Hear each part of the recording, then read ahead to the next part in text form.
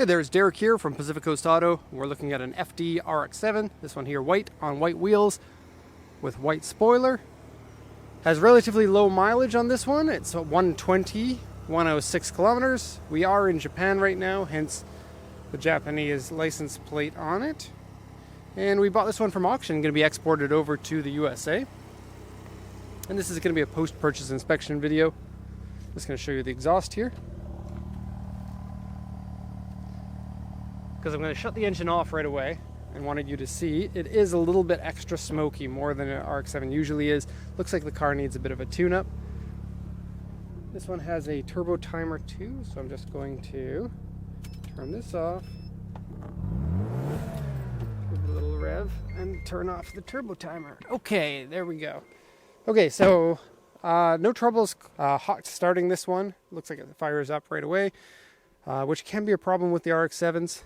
Looks like mechanically this one is in good shape. Just needs a little bit of a tune-up because it is a little bit extra smoky when you start it up. That garbage truck is just booking it down the street. Gotta pick up that garbage real quick. Okay, and I like the looks of this one. Looks great. I quite like the spoiler on the back too. I've never seen one that looks quite like this, so that's always interesting to see. Okay, so oil was good, which is something you really want to check on the FDs. They use oil as they run. That's the natural state of the rotary engines. And so you're always going to want to check the oil, because if it gets low, you can damage the engine. This engine appears to be good. Do want to get that checked out from the smoke that's coming out. A little bit of extra blue smoke at startup, which is normal. There's like oil injection right into the engine when running these. But it continues to be a little bit of gray smoke as it's idling. So, yeah. The coolant was okay. There's no signs of any accident damage. If you look at the strut tops, and you look at the lineup of the hood, to the fender, to the bumper, to the gorgeous pop-up headlights. The second to last car ever made with pop-ups. Maybe even the last. I don't know. When did they stop the Corvette C5s? Because here in Japan, they got these until 2001, whereas I believe they stopped in 97 or something in the US. Okay, lower the hood. Oh, and in case you don't know, these rotary engines are twin turbo. All the FDs are twin turbo. They never made any non-turbos. Actually, in Japan, they never made any non-turbo FCs either, whereas the US did get a non-turbo. These ones put out between 220 to 280 horsepower. This one in 1995, I think, is somewhere in the range of 250. And this is a Bathurst edition too, which is a commemoration edition for winning the Bathurst in... Where is Bathurst? Australia? Okay, so let's have a look at the auction inspection sheet, and I'll read that for you. Car is a little bit wet. It rained yesterday and it hasn't yet evaporated because weather. Okay, so going to quickly go through this. 1995. Oh, and before I say that, this is all the information that you get, along with a couple of not so very good pictures of the car when you're buying through auction. This is a wholesale way to buy, and most of our clients are buying for the purpose of resale. Okay, disclaimer aside, let's get into this. It's a 1995 Mazda RX-7 Type R Bathurst Special Edition. Okay, it's a, well, 1300cc sort of. The rotaries are a little bit weird that way. Auction rated 4 with an interior C. I'd say that that's pretty accurate. The seat has a cigarette burn hole. That's probably the worst part of the interior. Exterior is all really nice. Okay, comes with power steering, power windows, airbag, 120, 106 kilometers, original 5-speed manual. They never came with a 6-speed. Comes with AC, and that works. Okay, history papers say it 2021, 2017, 2002, 2000, and 1998 history papers. So it looks like they had probably 3 owners. They had one owner here, another one that didn't keep the history, and then another one that did. And it says various aftermarket parts, which there really aren't that many aftermarket parts on it. Kind of looks like suspension is normal. Has that aftermarket spoiler, and maybe somebody in the comment section knows this, but is this spoiler like a Mazda Speed one? It kind of has the looks of something that's a little bit higher end than your typical aftermarket spoiler, judging by the things like the base is the same color as the blade, and the blade isn't like a carbon fiber or just a black plastic blade. It is body color painted. Molded in end panels is more expensive than, screwed on end panels. And so it is adjustable too. It is at a heavy angle of attack at the moment. I think you really want, with a car like this that's fairly good with aero, you probably want about 0 to like 2 degrees angle of attack on the rear spoiler. And part of the reason for that is because your air coming off of the roof will be heading downwards once it gets to this area here. And so the actual efficacy of it matters at the angle that the air is coming down towards it, because it's not going to hit it completely perpendicular, parallel to the ground. Anyways, I'm not an aero guy. Pardon me for going on a bit of a tangent. Okay, so the report here: seat, cigarette burn, hole, and fade. So that's on the driver's, on the passenger side seat, and then the driver has a full bucket seat, which is not my favorite. It's actually quite difficult to get in and out of for the RX-7 because the car is fairly low and the doors and steering wheel don't make a lot of room there for it. Interior dirty, dashboard cracked large. I'll just show you this through the windshield because you can't see it when you're in the car. See this line right here? There's a crack in that, inside that line. And then the vent piece here also has a few cracks. Okay. Steering wheel peeling, rear hatch damper, rear hatch spoiler removal holes. You may have already seen those. Aftermarket wheels scratched. They're SSR wheels. They look awesome. 255s on the rear, 225s on the front. Those are original tire size. Rear hatch damper doesn't work. It actually does, maybe not as well as it should, but it does hold the hood up. And then various scratches, dents, and repairs. Windshield rock chip, A2 on the front bumper, A2 on the front corner. That's really the biggest area of damage. And this says Y1 on both taillights, but they don't appear to be that cracked to me. So let me show you those first. Here's the A2. It's light scratches, and then this area here, it's heavier, and there are some more here. It may have happened all at the same time. So scuff there, and some scratches there.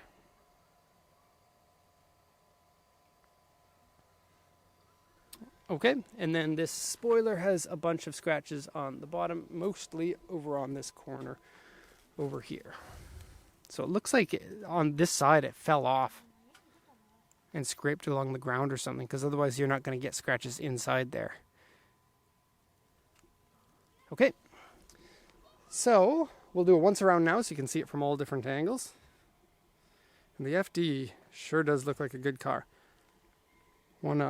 I think a lot of people will agree with this. It's one of the best looking cars that came out of the 90s, and even today is one of the best looking cars. And you just don't get cars that look like this anymore nowadays with safety requirements and all of that. The cars have to be a lot taller with a lot higher of a waistline. Even Ferraris and all these sporty low slung cars, you know, front pedestrian crash standards require that the hood to be a certain distance away from the engine.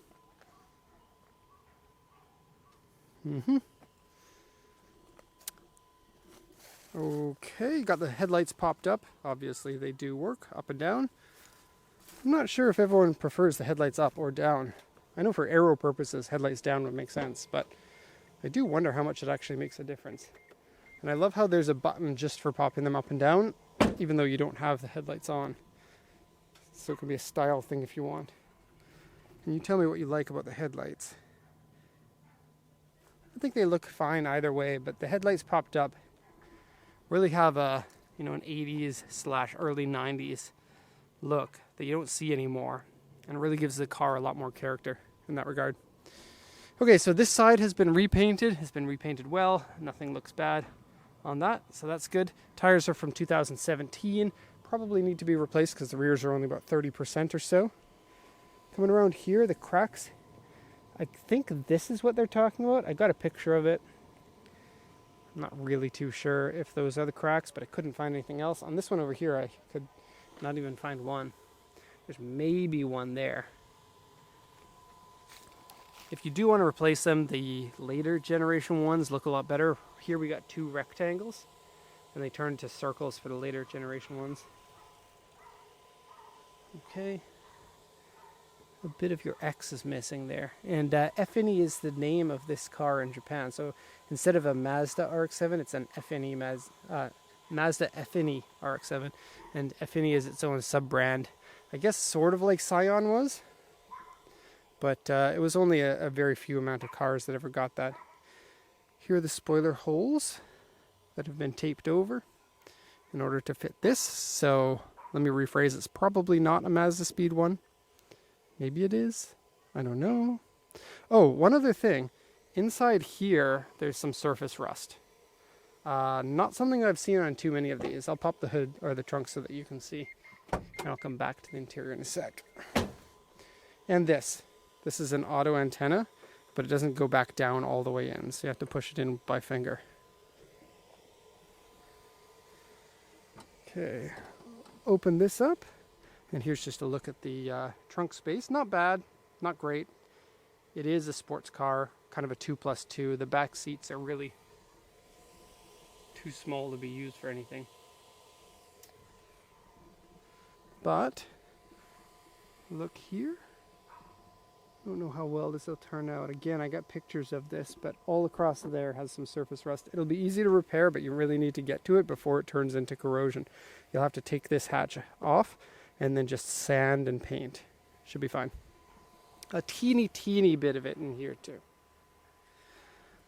Okay, now the top of this usually gets damaged pretty easily because it is right next to the window, and then the window maybe even amplifies, kind of acts like a, what is that, magnifying glass, and cooks the top of your seat. This one does have a couple of rips, one here and one on the other button.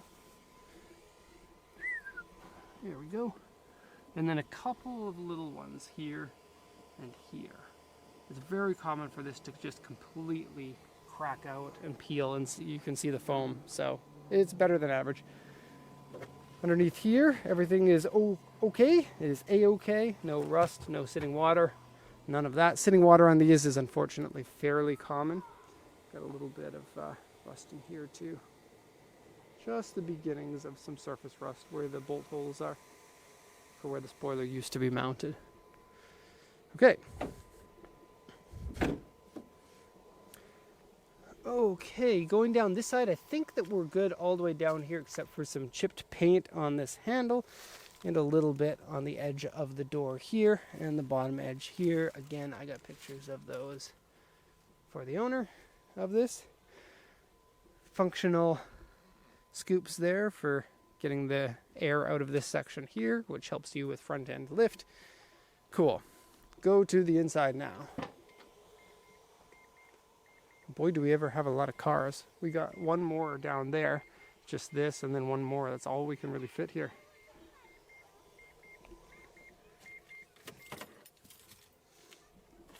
Okay, so oil was changed at 64,000 kilometers. None of that really matters. So some scratches here. Okay. Steering wheel, high level of peeling where the sun has affected it. Okay. Seat, it's not bad. I really don't like this kind of seat unless I'm going to be racing, in which case I love this kind of seat. But for daily, it's just really a pain in the butt to get in and out of when this is, like, not only is this low, but the sloped side here makes it hard to brace yourself on anything without your hand slipping. And it has protection pieces here for the commonly ripped areas. How do we open this? And the commonly ripped area is not ripped there, so we're good. Okay, it has the two cushions. This is, actually these are Velcro, so you can set them where you want. And the idea of the two cushions is that when one foot is pushing down the throttle, this will sag down without moving your other one. It's kind of like the Tempur-Pedic of racing seats. And yeah, that's Recaro. Okay, going in here, garbage can. Tachometer doesn't work. Now, sometimes these things come and go, but usually that's something you'd see marked on the auction inspection sheet. The Defi gauges. Oh, let me get that key.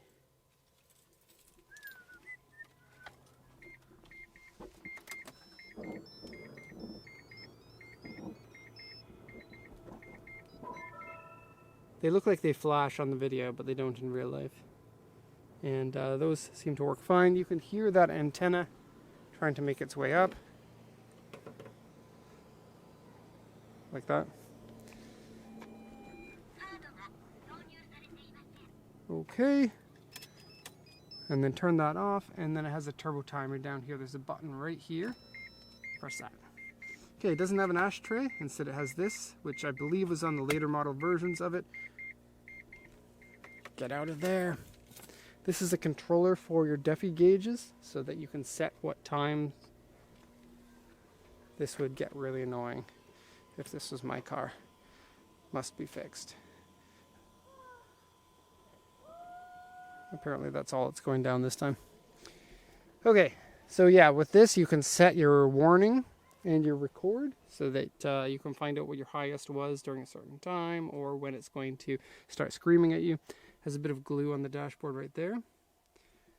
Okay, I didn't check this, but it's probably a Navi screen. Usually I don't check that because these days that kind of thing is not as important as it used to be. Now everyone has a phone. Has an aftermarket shift knob. It's not a shape that I like, but it's made from Momo. It kind of is like a bum. It's like you're putting your hand on a bum like that. I don't even know why it's shaped like that.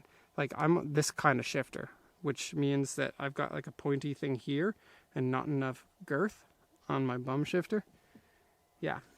Cigarette burn hole there. Interior doesn't smell of cigarettes and can't really see the crack in the dashboard because it follows that line that the dashboard naturally is beveled.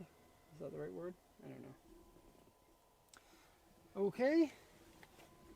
I think good RX-7, like all of them that come through auction, you're going to want to get a proper tune-up, change your fluids and everything. The police are down the street. Wonder what they're doing here. They've come to catch me. Ha ha ha. Okay, that's the end of the video. If you had fun watching this, then give a thumbs up. If not, then give a thumbs down. Dozo. I'm going to point at the ground as those people pass that probably don't want to be on video. There you go, a little bit. Okay, that'll be it. Thank you so much, and have a nice day.